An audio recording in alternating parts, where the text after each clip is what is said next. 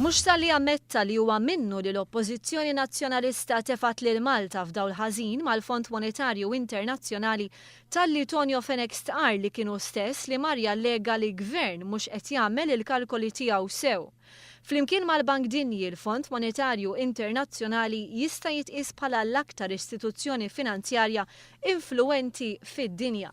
Għal-mistoqsija ta' One News waqt l-indirizza konferenza tal-aħbarijiet, l-eks Ministru tal-Finanzi Tonio Fenech ammetta li kienu stess li tkellem mal-IMF u qal li d-defiċit tal-pajjiż se jilħaq livell inkontrollabbli. Nista' ngħid li meta tkellimt mal-Fond Monetarju Internazzjonali tkellimt b'mod ġenerali. Jien naħseb hemm ħafna fil-wedid fil-programm elettorali illi sa jdaħlu l-pajjiż fi spejjeż kbar finanzjarji li huwa evidenti li dan il-Gvern ma jiflaħx għalihom.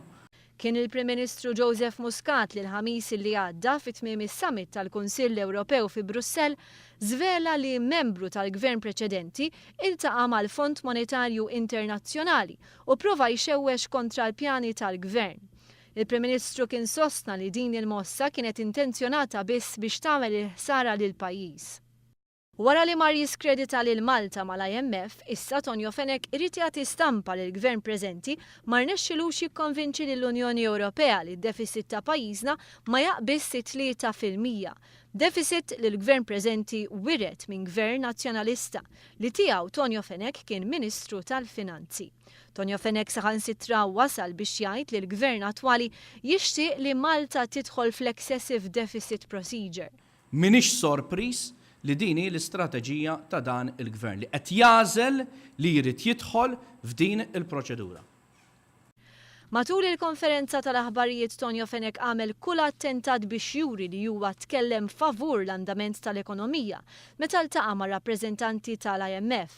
Iżda fl-istess waqt ammetta li kienu li ta' stampa kera tas-sitwazzjoni biex jiskredita lill-Gvern tal-pajjiż fil-ħidma tiegħu biex jindirizza l-isfidi finanzjarji u ekonomiċi li wiret mill-Gvern nazzjonalista. Sa dan it-tant, b'reazzjoni għad-diskors ta' Tonio Fenech, il-Partit Laburista ħareġ stqarrija fejn qal li dak li qal Tonio Fenech huwa pervers u jikser kull limitu ta' diċenza politika billi jipprova jagħmel il-ħsara lil pajjiżna fora internazzjonali. L-istqarrija tgħid li l-poplu jaf sew ir-raġuni għalfejn pajjiżna sapruħu f'din is-sitwazzjoni finanzjarja li issa qed jaħdem biex jirranġa gvern ġdid.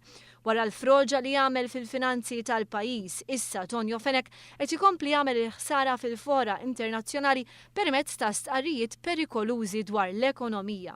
Tonio Fenech iktar minn kulħadd għandu ħafna xi wieġeb hu minflok jipprova jitfa' l-ħtija fuq ħaddieħor.